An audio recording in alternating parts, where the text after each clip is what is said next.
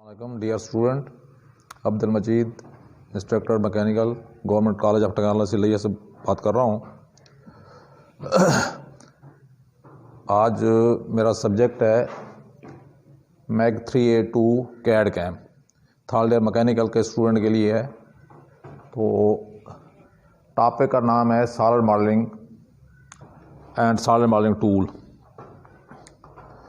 Basically ये जो subject है सॉलिड मॉडलिंग के लिए तैयार किया गया है। इसमें सबसे पहले स्केच तैयार किया जाता है। स्केच मीन्स 2 डायमेंशन ड्राइंग तैयार की जाती है और उसके बाद इसको 3D या सॉलिड मॉडल में कन्वर्ट किया जाता है। तो सॉलिड मॉडल में कन्वर्ट करने के लिए मुख्तलिफ टूल्स हैं वो इस्तेमाल होते हैं। तो इसमें बेसिकली जो बेसिक टूल हैं वो आज मैं आपको पढ़ाऊंगा। एडवांस मॉडलिंग टूल भी हैं लेकिन बेसिक टूल जो है वो मैं आपको पढ़ाना चाहता हूं। तो इसमें सबसे पहला जो टूल है एक्सट्रूड फीचर कहते हैं उसे। इसकी मदद से आप स्केच बनाने के बाद उसको फिनिश करते हैं और फिनिश करने के बाद 3D मॉडल टैब पे जाकर एक्सट्रूड कमांड अप्लाई करते हैं। तो एक्सट्रूड कमांड अप्लाई करने के बाद जो आपने स्केच बनाया होता है या जो प्रोफाइल बनाई होती है उसको सिलेक्ट करते हैं और उसके बाद दूसरे नंबर पर सॉलिड को सिलेक्ट करते हैं और तीसरे नंबर पर आउटपुट एरिया जो है उसको सिलेक्ट कर जाता है और चौथे नंबर पर ऑपरेशन एरिया के अंदर जाकर इसके अंदर भी ऑप्शन मौजूद हैं। जो रिक्वायर्ड ऑप्शन होता है उसको अप्लाई करके आप ओके करते हैं तो आपका जो 2D स्केच है जिसे बेस स्केच भी कहते हैं तो वो 3D में कन्वर्ट हो जाता है, यानी सॉलिड मॉडल वो बन जाता है। तो इस तरह आउटपुट एरिया के अंदर मैं थोड़ा सा मज़ीद बताऊंगा आपको कि आउटपुट एरिया के अंदर 3 तरह के ऑब्जेक्ट आपको मिलते हैं। पहले नंबर पर क्लोज फीचर है। अगर आपका स्केच क्लोज है तो उसके ऊपर आप एक्सट्रूड कमांड अप्लाई करते हैं तो वो सॉलिड में कन्वर्ट होगा। और इसी तरह दूसरे नंबर पर जो सरफेस फीचर है, सरफेस के ऊपर आप एक्सट्रूड कमांड अप्लाई करते हैं तो वो उसकी थिकनेस में इजाफा होगा।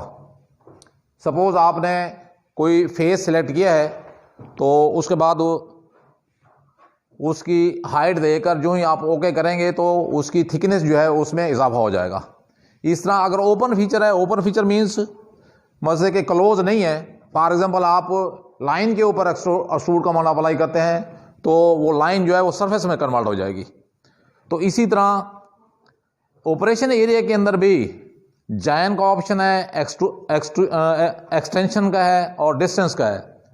तो इसमें हम क्योंकि थिकनेस ऐड कर रहे होते हैं तो डिस्टेंस का ऑप्शन अप्लाई करते हैं। डिस्टेंस के ऑप्शन को क्लिक करके उसकी हाइट का तयन करते हैं कि कितनी आपने उसकी थिकनेस देनी है या उसके अंदर मटेरियल को ऐड करना है। तो इस टूल की मदद से पर्टिकुलरली हम 2D स्केच को 3D मॉडल में कन्वर्ट करते हैं। इसके बाद दूसरे नंबर पर है रिवॉल्व फीचर।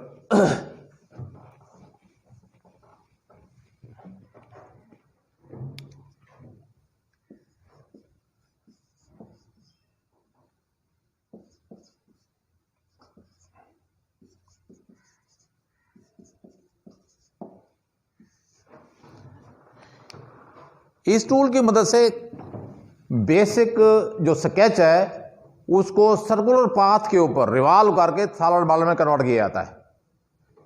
फॉर एग्जांपल अगर आपने शाफ्ट बनानी है, पुली बनानी है, गियर बनाना है तो इस फीचर को अप्लाई करके अपनी रिक्वायरमेंट के मुताबिक सर्कुलर पाथ के ऊपर पहले आप बेसिक स्केच बनाएंगे और उसको सर्कुलर पाथ के ऊपर अपनी रिक्वायरमेंट पर आप टोटल भी कर सकते हैं 360 पे भी, अगर इन बिटवीन कहीं 180 पे या 270 तक आप उसको रिवॉल्व करना चाहें तो उस स्केच को आप रिवॉल्व करके सॉलिड में कन्वर्ट कर सकते हैं। नेक्स्ट जो फीचर है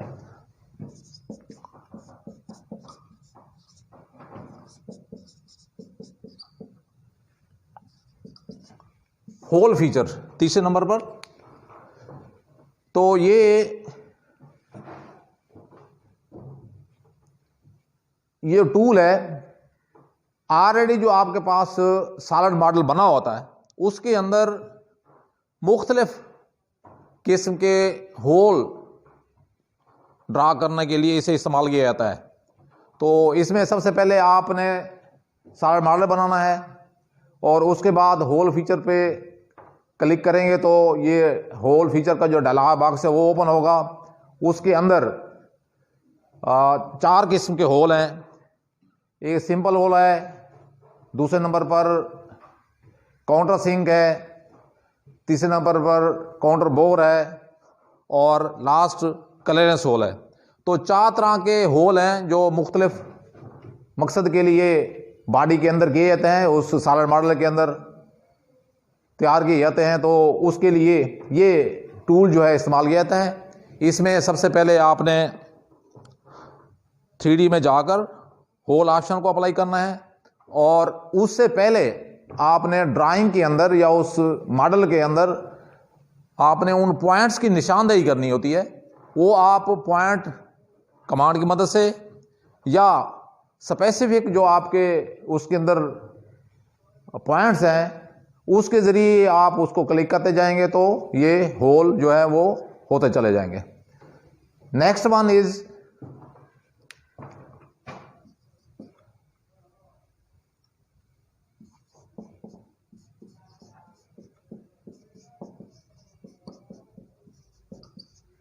फिलेट फीचर है। इस टूल की मदद से सॉलिड मॉडल के एजेस के ऊपर जो शार्पनेस है या स्ट्रेटेस होती हैं उसको रिमूव करने के लिए अप्लाई किया जाता है। दूसरे लफ्जों में कॉर्नर्स को राउंड बना दिया जाता है। तो इसके लिए कॉन्टिन्यूस भी रेडियस होता है और डिफरेंट भी रेडियस रख सकते हैं। तो इसको अप्लाई करने के बाद आपने रेडियस का तयन करना होता है कि कितने रेडियस पे आपने उसे राउंड करना है और रेडियस का तयन करने के बाद आप एज को सिलेक्ट करेंगे तो वो जो एज है वो उस रेडियस के मुताबिक राउंड हो जाएगा। 5वें नंबर पर है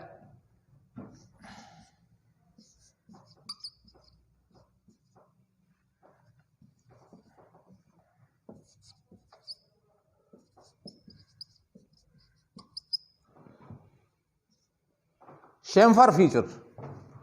शेम्फर फीचर की मदद से कॉर्नर्स को बेवल किया जाता है। कॉर्नर्स को के ख़ास एंगल पे ऊपर काट का स्ट्रेट लाइन में कन्वर्ट कर दिया जाता है और कॉर्नर्स को इंक्लाइन किया जाता है। इसके लिए आपको 2 डायमेंशन देनी होती हैं क्योंकि 2 सरफेसेस आपस में मिलकर कॉर्नर बना रही होती हैं। तो इसमें 3 ऑप्शन हैं इसके।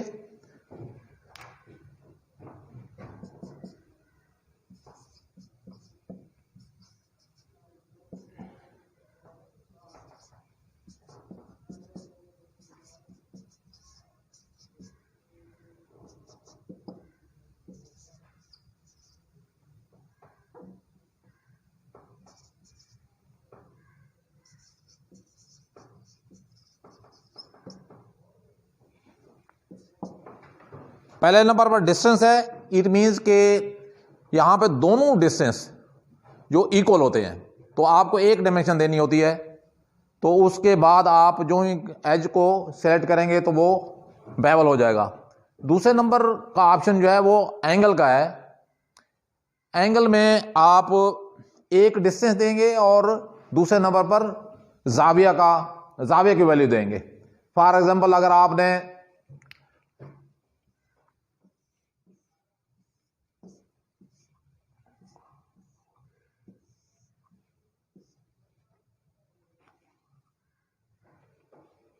इसके ऊपर अप्लाई करना है एंगल ऑप्शन को, तो पहले नंबर पर आप डिस्टेंस दे देंगे और दूसरा जो है वो एंगल देंगे। तो एंगल की वैल्यू अपनी रिक्वायरमेंट के मुताबिक मेंशन करेंगे। जो ही आप इस एज को सिलेक्ट करेंगे तो ये इसके मुताबिक बेवल हो जाएगा, शेम्फर हो जाएगा। तीसरे नंबर पर डबल डिस्टेंस है। तो डबल डिस्टेंस का मकसद यह है कि दोनों जो डिस्टेंस हैं वो अनइक्वल है, इक्वल नहीं है। तो इसके लिए अलग अलग आपको डिस्टेंस देना होगा। पहले नंबर पर आप फॉर एग्जांपल 15 दे देते हैं और दूसरा जो है वो 20 दे देते हैं। तो इसके मुताबिक आप जो ही एज को सिलेक्ट करेंगे, एज सेलेक्ट करने के बाद ओके करेंगे तो इन डायमेंशन के मुताबिक जो एज है वो बेवल हो जाएगा। इसके बाद छठे नंबर पर है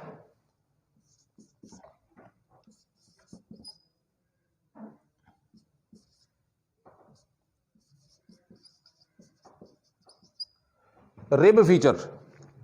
ये जो टूल है ये पर्टिकुलरली दो वाल्स को रीइंफोर्स करने के लिए अप्लाई किया जाता है। इट मींस कि दो वाल्स के दरमियान एक ट्रायंगल शक्ल की सपोर्ट जो है वो मुहैया की जाती है। तो इसमें आप सबसे पहले वो सॉलिड बनाएंगे और उसके बाद ये रिब जो टूल है इसको अप्लाई करके, बल्कि इसके अप्लाई करने से पहले आप वहां पे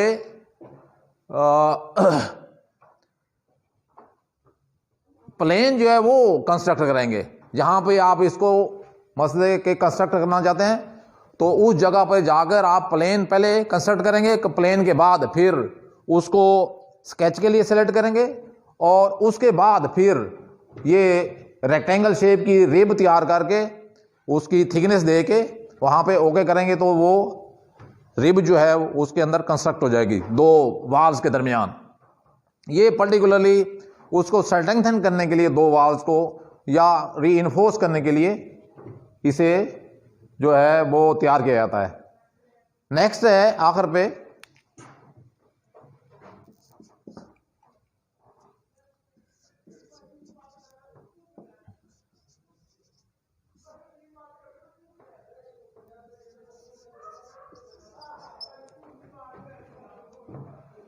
थिकन या ऑफसेट।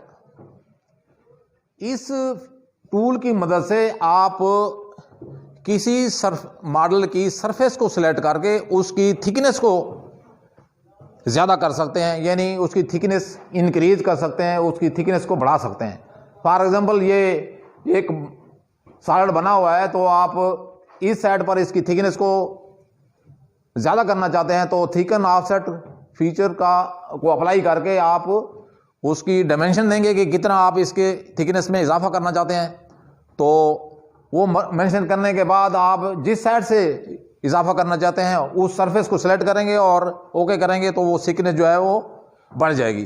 तो इस तरह इस टूल को किसी ऑब्जेक्ट की किसी सॉलिड मॉडल की थिकनेस का इजाफा करने के लिए अप्लाई किया जाता है। तो ये 7 बेसिक टूल्स हैं सॉलिड मॉडलिंग के। इसके अलावा एडवांस मॉडलिंग टूल हैं, वो डिटेल ज़्यादा है।